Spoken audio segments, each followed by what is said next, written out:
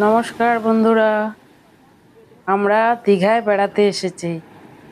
দীঘায় বেড়াতে আসবো অথচ জগন্নাথ ধাম দেখবো না, সেটা তো আর হতে পারে না। আমরা এবার জগন্নাথ ধামের দিকে যাচ্ছি। ভক্তি ও শান্তির মিলন স্থান এই জগন্নাথ ধাম। চারিদিকে কি সুন্দর লাইটিং দিয়ে সাজিয়েছে, মনে হচ্ছে পূর্ব মেদিনীপুরের গর্ব হয়ে গেল এই জায়গাটা। পুরীর জগন্নাথ ধামে যেরকম পৃথিবীর সর্বত্র সমস্ত জায়গা থেকে লোকজন দেখতে আসে, তেমনি ভবিষ্যতে দীঘাতেও আশা রাখছি যে এরকমই লোকজন আসবেন দেখতে, এবং আমাদের পশ্চিমবঙ্গের এটা একটা দর্শনীয় জায়গা হয়ে থাকলো। জগন্নাথ ধামে ঢোকার অনেক আগে থেকেই চারিদিকে জগন্নাথ, বলরাম ও সুভদ্রার ছবি দেওয়া আছে, যেটা দেখলেই বোঝা যাবে যে আমরা চলে এসেছি এই জগন্নাথ ধামের দিকে, সেই বহু প্রতীক্ষিত জায়গা। মন্দিরে ঢোকার আগে প্রচুর লাইটিং এবং জলের ফোয়ারা দিয়ে সাজানো হয়েছে।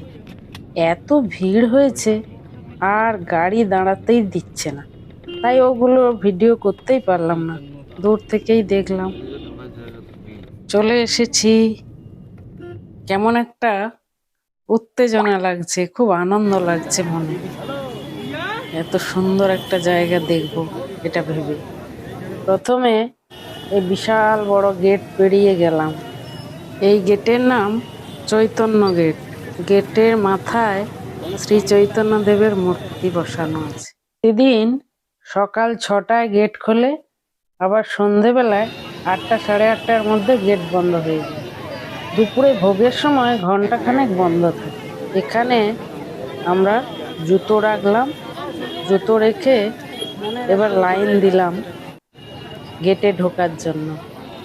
গেটে অনেক পুলিশ মোতায়েন আছে, মেটাল ডিটেক্টর দিয়ে টেস্ট করা হচ্ছে প্রত্যেকটি লোককে।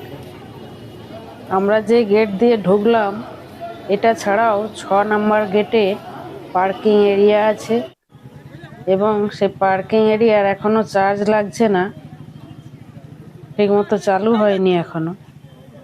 হুইল চেয়ারেরও ব্যবস্থা আছে এখানে, এবং তার জন্য সেইভাবে স্লোপিংও করা আছে। এবার আমরা ভেতরে ঢুকে গেছি। যখন আমরা গাড়িতে করে যাচ্ছিলাম তখন বৃষ্টি হচ্ছিল, পরে বৃষ্টি থেমে গেছে, কিন্তু জায়গায় জায়গায় জল জমে গেছে, ফলে পা ধোয়া হয়ে যাচ্ছিল। ভালোই লাগছিল, মন্দিরে ঢোকার আগে পাগুলো ধোয়া হয়ে যাচ্ছে। এত বড় এরিয়া। ডান দিকে রথযাত্রার জন্য জগন্নাথ, বলরাম, সুভদ্রা সব রেডি করা হয়ে গেছে। এবছর মনে হয় রথযাত্রা খুব ধুমধাম করেই হবে। জগন্নাথ দেবের কাছে ঢুকতে গেলে তার আগে ভোগ মন্দির, নাট মন্দির, জগমোহন মন্দির পেরিয়ে তবে মূল মন্দিরে বা গর্ভগৃহে ঢোকা যাবে।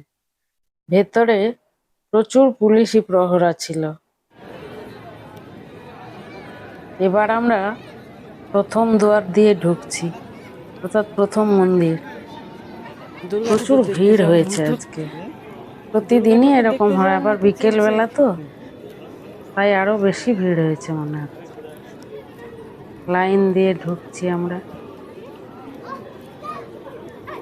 দুয়ারের সামনে সিংহের স্ট্যাচু বসানো আছে, সিংহ দুয়ার বলে যাকে। মন্দিরের গায়ে কোনো রং দেয়া নেই, পাথর দিয়ে বানানো হয়েছে।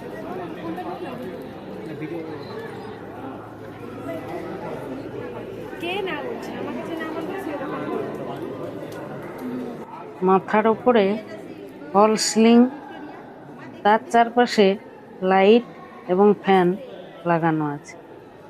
বিশাল বড় দুয়ারটি। এবার আস্তে আস্তে অন্ধকার নেমে আসছে, সমস্ত মন্দিরগুলোতে আলো জ্বলে উঠেছে, কি অপূর্ব লাগছে দেখতে। বন্ধুরা দেখছেন তো, মন্দির চত্বরে কতখানি ভিড় হয়েছে। যদিও ঠান্ডা আবহাওয়া ছিল সেদিন। এরপর বাইরে বেরিয়ে ডান দিকে বাঁ দিকে এল শেপেড পদ্ম পুকুর আছে। এখানে ধাপে ধাপে সিঁড়ি করা আছে। একটু নিচের দিকে নামতেই চারিদিকে পুলিশেরা রে রে করে উঠলেন, ম্যাডাম প্লিজ নামবেন না। উঠে চলে এলাম। এবার নাট মন্দিরে ঢুকলাম। এখানেও বিশাল বিশাল পিলার দিয়ে তৈরি হয়েছে এবং এটাও ফল সিলিং আছে এবং ঝাড় লণ্ঠন আছে, ফ্যান আছে। এখানে ভগবান বিষ্ণুর অনন্ত শয্যা দেখানো হয়েছে। লাল কাপড়ে মোড়া, কালো পাথরের মূর্তি শোয়ানো আছে। এবার ৩ নম্বর দুয়ার। এটি ভেতর থেকে বন্ধ করা আছে। শুধু ওঠার সিঁড়িটা দেখলাম একটু অন্যরকম। বন্ধ রাখার জন্য এর পাশ দিয়ে চলে গেলাম। চারিদিকে প্রচুর সিঁড়ি আছে এবং এতটাই হাঁটতে হবে যে পায়ে ব্যথা হয়ে যাচ্ছিল। তাই ব্যথা লাগলে মাঝে মাঝে একটু বসে নিতে পারেন, যেমন আমরাও করেছি। যেহেতু আমরা বিকেলে গিয়েছিলাম এবং আগে বৃষ্টি হয়ে গেছে, এছাড়া খুব হাওয়া দিচ্ছিল, অনেকটা খোলা জায়গা তো, তাই বসে থাকতেও বেশ ভালো লাগছিল।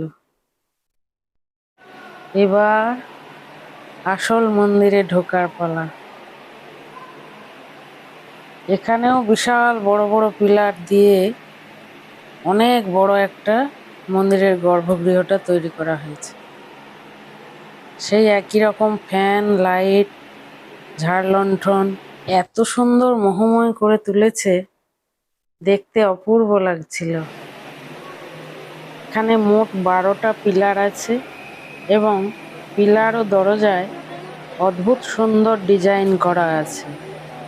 দেখতে খুব ভালো লাগছিল। তার উপর লাইটিং করা আছে। এবার বাঁ দিকে একটু এগিয়ে গেলেই জগন্নাথ দেব বসে আছেন স্বমহিমায়। ওনার কাছে ঢুকতে গেলে বাঁ দিকে আর ডান দিকে নারায়ণের মূর্তি বসানো আছে। ওনার পেছনের মূর্তিগুলো পাথরের তৈরি, সামনেরগুলো নিম কাঠের তৈরি। এখানে পুজো দেয়া যাবে, কিন্তু আমরা যখন গিয়েছিলাম অসম্ভব ভিড় ছিল আর এক মুহূর্ত শান্তি করে দাঁড়ানোই যাচ্ছিল না।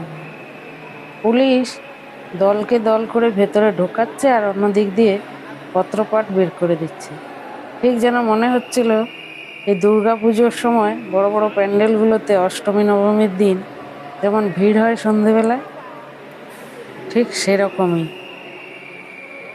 ভগবানের এই অপূর্ব মহময় রূপ দেখে মনটা জুড়িয়ে যাচ্ছিল। বেরিয়ে আসতে মন চাইছিল না, কিন্তু কিছু করার নেই। অল্প সময়ের জন্য ওই 4-5 সেকেন্ডের জন্য দাঁড়ানো, তারপর বেরিয়ে যাওয়া।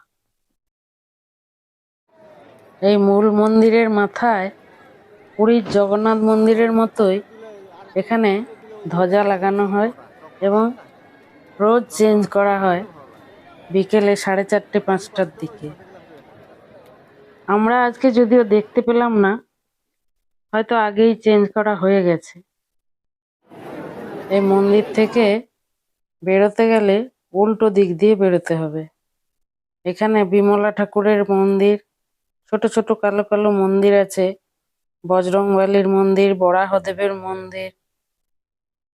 মন্দিরে প্রতিদিন ভোগ রান্না হয় আর ইস্কনের মন্দিরের লোকজন এখানে এই দায়িত্ব নিয়েছেন, যার ফলে দর্শকদেরকেও ভোগ দেয়া হয়, খিচুড়ি প্রসাদ। আমরা যদিও আজকে পাইনি।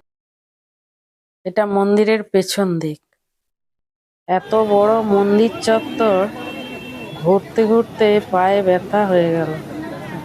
খুব ভালো লেগেছে আমাদের। আমরা এবার বেরিয়ে চলে এলাম। এরপর ওল্ড দীঘাতে টুকটাক কিছু কেনাকাটা করলাম, করে আবার হোটেলে ফিরে এলাম।